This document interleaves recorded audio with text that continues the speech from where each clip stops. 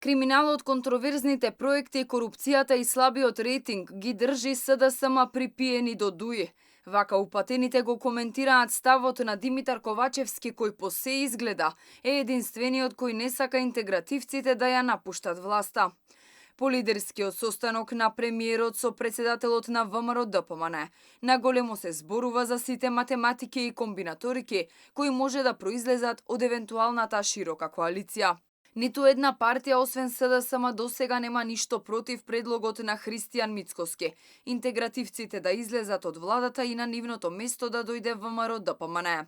Но фактот што само Ковачевски молчи и наместо ресорите на ДУИ ги понуди пола од ресорите кои сега припаѓаат на социјалдемократите, ја отвора дилемата што го држи Ковачевски толку блиску до Ахмети.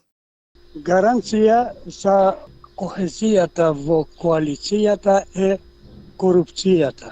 Бидејќи кулминират веќе и информациите, и фактите, и станува збор за сестрана криза во државата, а нарошто најголем страф имат коалиционите партнери на власт од можноста да се отворат досијата за корупцијските скандали. СДСМ гледа спас во ДУИ посебно сега кога се соочува со пад на рейтингот, бидејќи шансите да победи на избори и да формира влада, според аналитичарите, се непостоечки. Од последниве анкети каде што СДСМ стои катастрофално, со гласови, со довербата на граѓаните, Ковачевски не сака да го изгуби ДУИ, бидејќи според мене можда има план на следниве избори, да настапуваат заедно во една изборна листа, бидејќи без ДУИ, без Алијансата за албанците, СДСМ ќе изгуби катастрофално од ВМРО ДПМН и мислам дека затоа баш и не сака ДУИ да излезе